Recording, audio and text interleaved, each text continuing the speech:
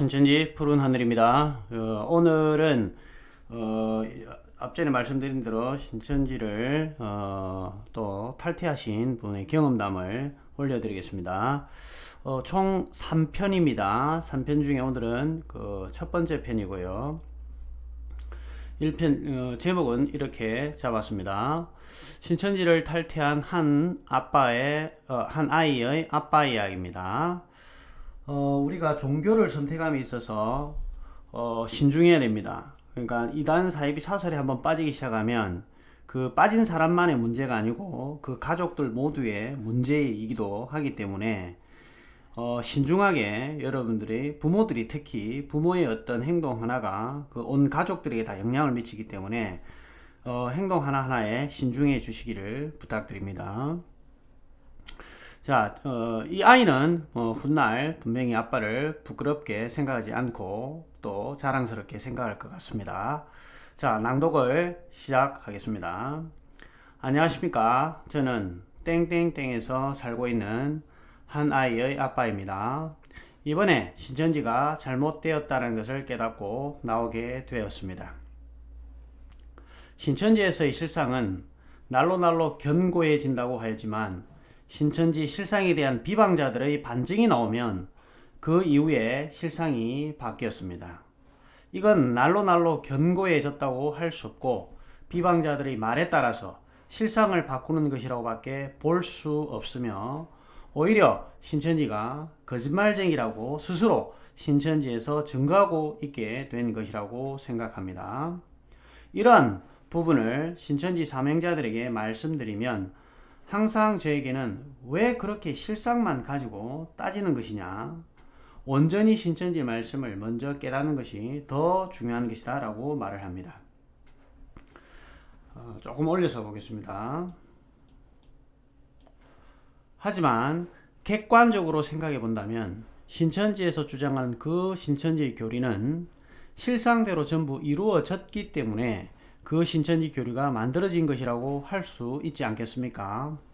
신천지의 실상이 틀리고 잘못되었는데 신천지의 교리 말씀을 맞다, 틀리다 누가 단정할 수 있겠습니까? 저도 지금에서야 알게 되었지만 신천지의 교리는 현재 신천지뿐만 아니라 구인회, 김풍일, 통일교 등등에서 나오는 것과 거의 동일합니다.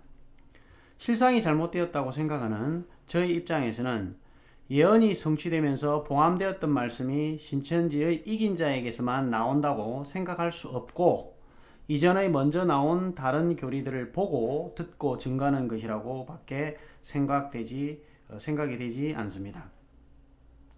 제가 글솜씨가 너무 부족해서 제 마음이 잘 전달될지는 모르겠지만 그런 생각하지 않고 오직 하나님께 회개하고 감사한 마음으로 신천지에 들어가는 과정부터 나오게 된 과정까지 적어 보려고 합니다. 무조건 신천지를 비판하는 입장으로 쓰기보다는 솔직하게 객관적으로 느낀 그대로 적어 보겠습니다. 먼저 저는 신천지에 들어가기 전에 무신앙을 넘어서 영원이라는 것도 믿지 않는 창조론보다는 진화론을 더 추구하는 사람이었습니다. 가장 큰 이유는 일단 보이지 않는 이유와 창조했는데 왜 이런 하찮고 본성이 이기적인 마음이 들게 만들었을까라는 생각 때문이었습니다. 그렇기 때문에 신이라는 존재가 있어도 이 세상을 지배하는 신은 분명 착하지는 않을 것 같다라고 생각하면서 별로 믿고 싶지 않았습니다.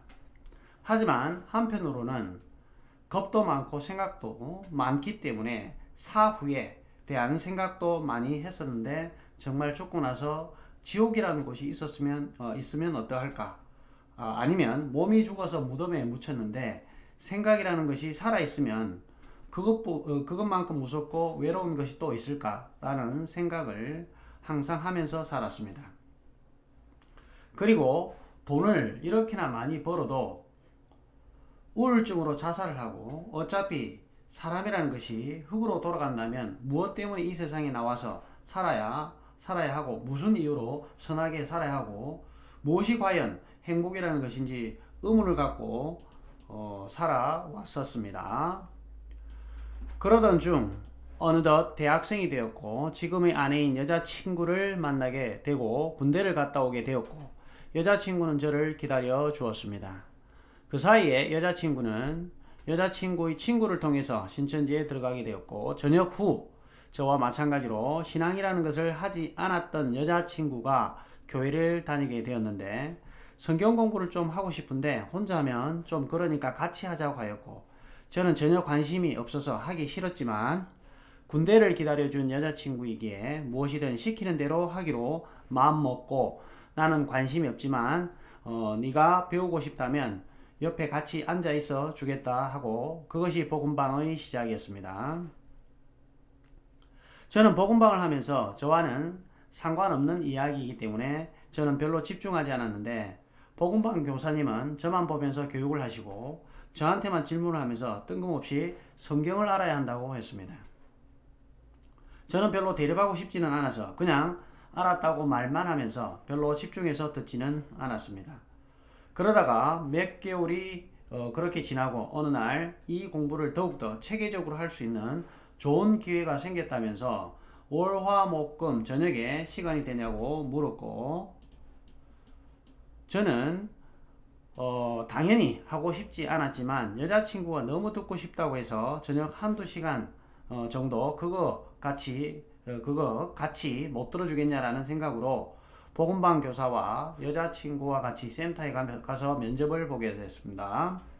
면접 전 교사님은 저에게 무조건 듣고 싶다고 간곡히 센터 강사에게 어필을 해야 한다고 했는데 면접 시간에 보강까지 해서 거의 하루 3시간 넘게 수업을 들어야 된다는 말에 참아왔던 속마음이 터지면서 나는 솔직히 아무것도 믿어지지 않는데 단지 여자친구가 듣고 싶다 해서 들었고 아무리 들어보려고 해도 아무것도 믿어지지 않는 저에게는 너무 부담스러운 시간이었고 대학교 다니면서 병행하기에는 너무 어렵겠다라는 생각이 들었습니다.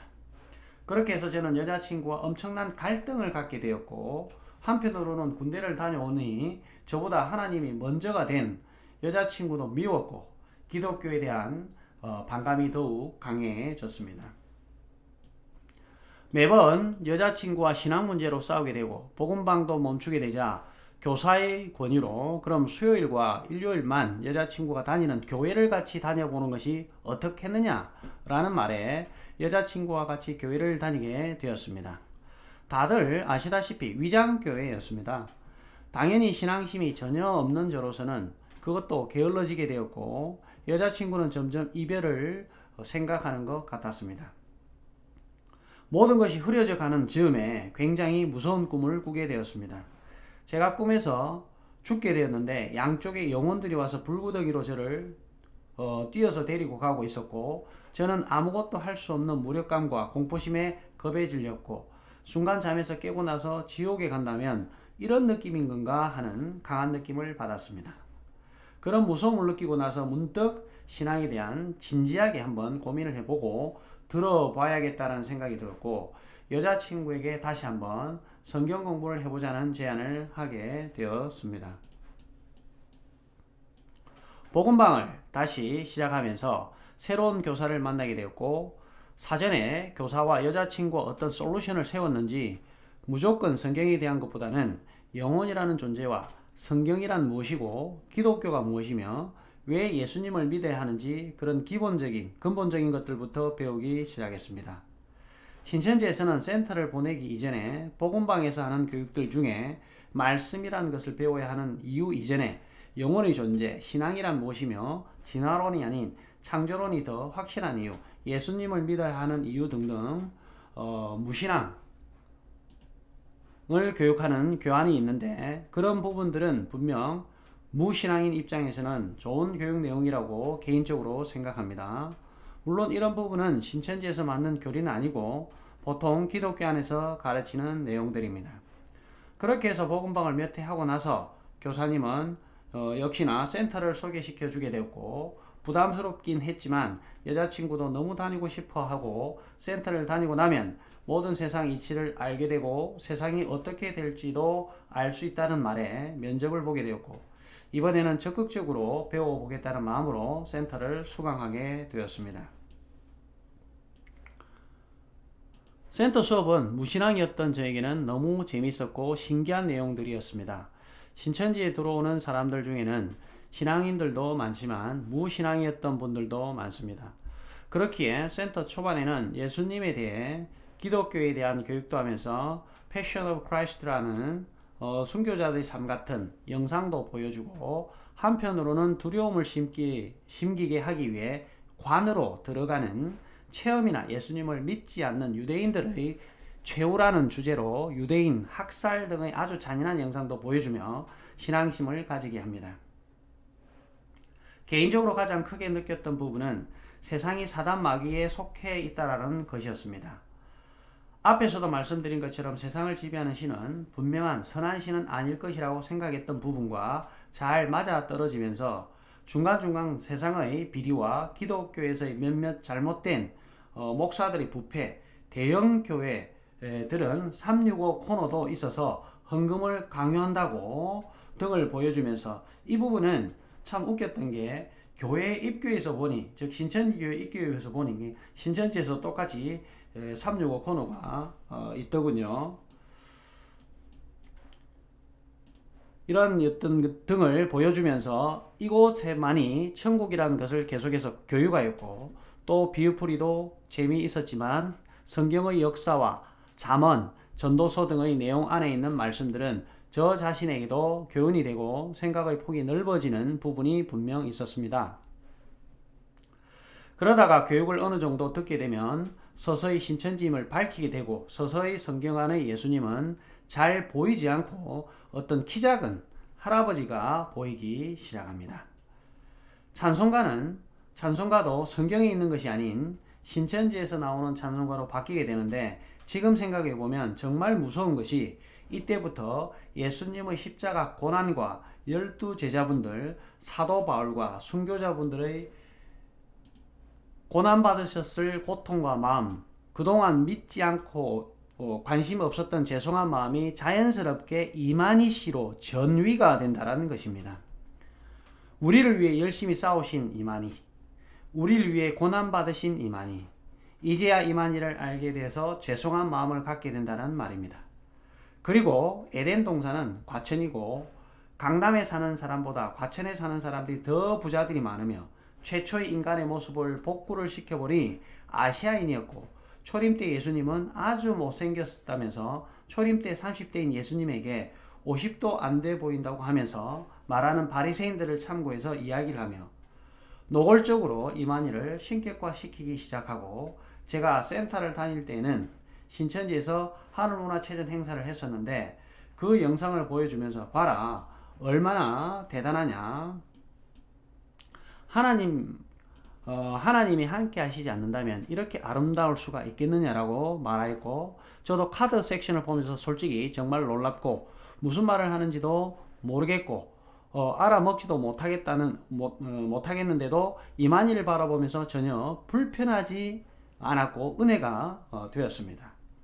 그렇게 센터 수강을 마치고 시험을 본 후 교회를 입교하게 되었고, 거기서 또 새신자 교육을 받게 되었는데, 센터 후반부터 이야기를 하긴 하지만 새신자 교육을 받으면서 많이 들어왔던 말은, 여러분은 11시 59분 59초에 온 분들이다. 역사가 다 완성되어 가는 시기에 온 것도 아닌 여러분이 마지막으로 역사 완성이 되었다라고 이야기를 했었습니다.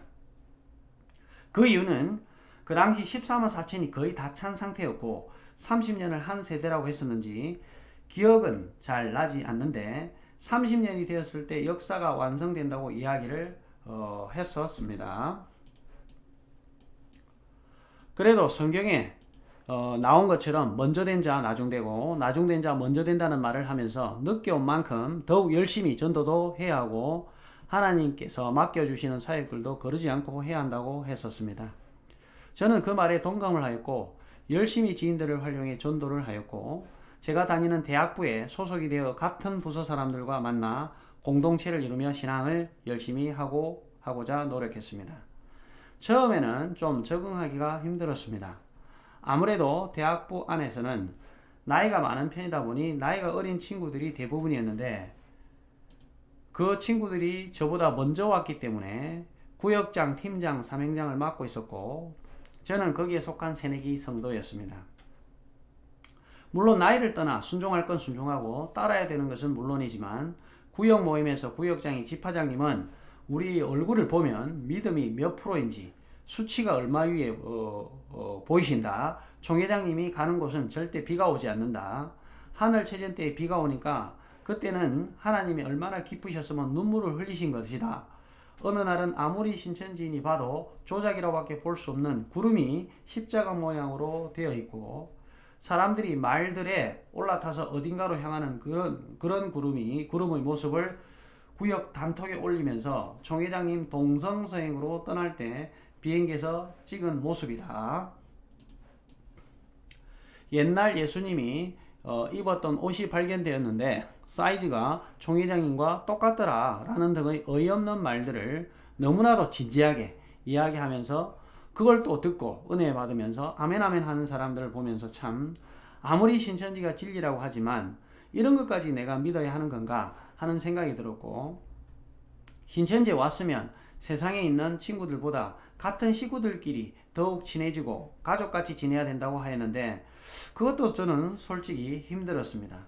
적어도 제가 학교를 다니면서 같이 어울린 친구들이 훨씬 더 하루하루를 열심히 살고 있었고 치열하게 사는가 하면 신천지 안엔 구역장, 팀장을 제외한 대부분의 형제자매들은 어차피 곧 역사 완성되니까 대부분 학교도 휴학하거나 자퇴하거나 애초에 대학교도 일부러 가지 않은 성도들이 많았는데 그렇다고 신앙을 열심히 하는 것도 아닌 늦잠 자고 PC방 가고 공부한다고 모임방 가서 이야기하면서 놀고 저녁에는 형제들끼리 모여서 단합을 해야 한다고 축구하고 술 먹으러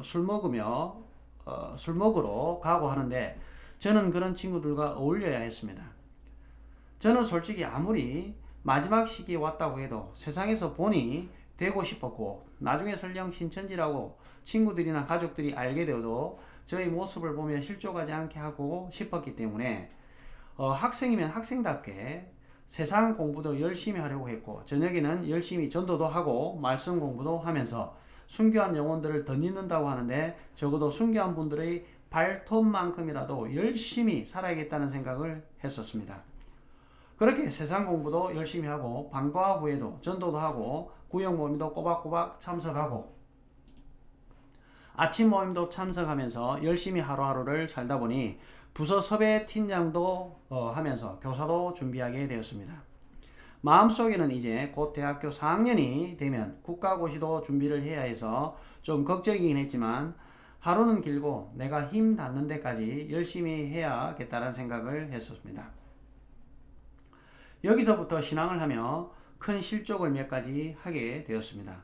먼저는 제가 섭외 파트를 담당하게 되면서 부모님에게 걸려서 가출한 성도들이 신천지에서 말하는 강제 개종교육이라고 하는 곳에 가게 된다면 미혹되지 않게 섭외 교육을 시키고 혹시나 가족들이 찾아온다면 데려가지 못하게 하는 것이었습니다. 저는 당시에는 지파 섭외부 총무와 청년 섭외부 섭외부장과의 사이가 좋지 않았습니다. 당시 지파 섭외부 총무는 저희 부서 출신이었고 청년 섭외부장은 직속 상관이었기 때문에 저는 항상 두 명에게 피드백을 받아야 했고 각자 다른 피드백으로 인해 스트레스를 좀 받았습니다.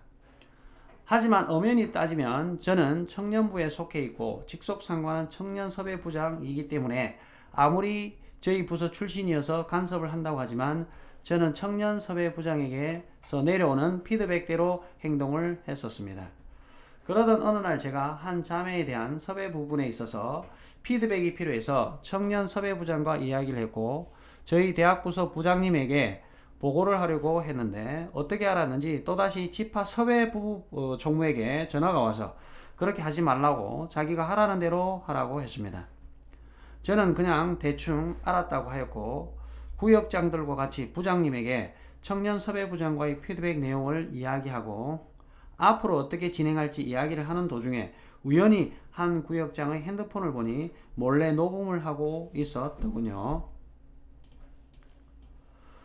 저는 속으로 당황했지만 이야기를 계속하였고 부장님이 가신 후 바로 구역장에게 왜 몰래 녹음을 하냐고 따져 물었고 처음에는 그냥 한 거라고 하길래 그럼 부장님께 말씀드리겠다고 하니 사실 지파 섭외부 총무님이 시켰다고 했습니다.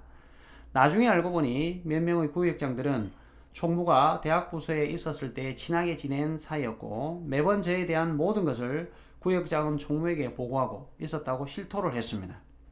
그러면서 저에게는 자기들도 힘들다고 매번 이렇게 전화와서 간섭하고 힘들게 한다고 했었는데 이것도 거짓말이었습니다. 그렇게 간섭해서 힘들다던 사람들이 먼저 총무에게 전화해서 섭외 부분 피드백을 받고 있었고 저에 대한 안 좋은 말도 하고 있더군요. 당시에 형제 구역장이 한 명도 없었고 군필자이면서 신앙을 열심히 하려고 하는 사람이 저뿐이라서 부장님은 저를 빨리 키우기 위해 많이 알려주시고 교사가 되는 데에도 도움을 많이 주셨는데 모든 구역장들이 그런 것은 아니지만 몇몇 구역장들은 구역장이라는 우월감이 취해 있었기 때문에 나이를 떠나서 입교한 지 얼마 되지도 않은 사람이 부서 섭외 담당자랍시고 이렇게 해라 저렇게 해라 섭외 교육을 받으라고 하니 언짢았던 것 같습니다. 그러한 일들이 있은 후 아무리 사람을 보고 신앙을 하면 안 된다고 실족하면 안 된다고는 했지만 정이 확 떨어졌고 구역장들과 어색하게 지내게 되었습니다. 그리고 섭외 교육이라는 것이 반증 교육인데 만약에 이단 상담소에 가서 신천지에 대한 비방을 들었을 때 때를 대비한 교육들이었는데 신천지 사람들은 이것에 대해 별로 중요하게 생각하지 않았습니다.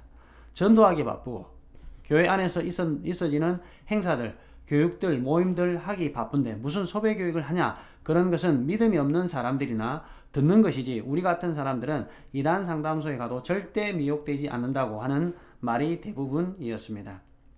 여기서 저는 선악과에 대해 이야기를 하고 싶습니다. 신천지에서는 비방자들이 말을 선악과라고 하고 선악과를 먹으면 정령 죽으리라 하신 것처럼 무조건 죽는다고 절대 먹지 말라고 이야기를 합니다. 그렇지만 이단 상담소에서 사인을 하고 교육을 받은 후에도 다시 신천지로 돌아오는 사람들은 있습니다. 즉 선악과를 강제로든 자의적으로든 먹어도 죽지 않는 사람들이 있다는 것입니다. 이것만 봐도 신천지 안에서 바라보았을 때 선악과를 먹으면 정령 죽는다는 것은 맞지 않습니다. 신천지 입장에서 보면 선악과를 먹었는데 죽지 않은 것이지 않습니까? 이런 것처럼 신천지에서 겁을 주는 것이지 실상은 그렇지 않습니다. 하지만 이렇게 상담소까지 가서 개종되지 않고 다시 돌아온 사람들에게 섭외 교육을 시키거나 어떤 말로 미혹을 했느냐고 물어보면 잘 모르겠다고 합니다. 그리고 섭외 교육을 시켜도 무슨 말을 하는지 잘 이해를 하지 못합니다.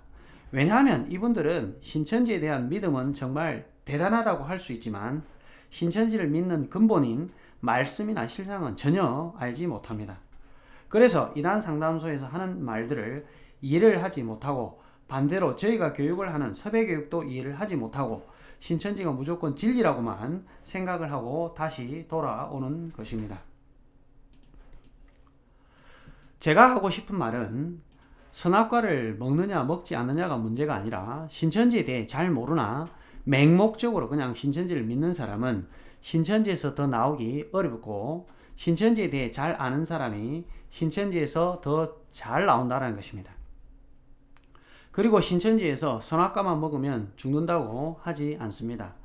신천지에서 열매 맺지 않는 나무는 다 잘라버린다고 하고 구약 때 예배를 드리지 않은 자들을 죽인 것처럼 예배를 한 번만 빠져도 큰일 나는 것처럼 이야기하지만 사실 신천지 안에서 열매 맺지 않은 자들이 대부분이고 인증만 하거나 가끔씩 와서 얼굴 도장만 찍어도 사실상 아무 불이익도 주지 않습니다. 이런 것들은 잘 지키지 않으시면서 선악과 먹지 말라는 말은 왜 그렇게 잘 지키는지 모르겠습니다. 그렇게 선악과를 먹으면 안 되겠다는 마음이 강하시다면 신천지에서 그렇게 자신있게 이야기하는 신천지와 기독교와의 공개 토론 영상을 먼저 보시기 바랍니다. 가장 먼저 추천하는 것은 이만희 씨와 진용식 목사와의 토론 영상입니다. 유튜브에만 쳐도 풀 영상이 나옵니다. 공개 토론은 선악과가 아닌 신천지를 대표하는 총회장님이 용감하게 바벨론 목사라고 하는 진용식 목사님과 토론한 것이기 때문에 들어도 되지 않겠습니까? 먼저 그 영상부터 들어보시는 것을 추천드립니다. 아주 은혜가 되실 겁니다. 다음 2편을 올려드리겠습니다.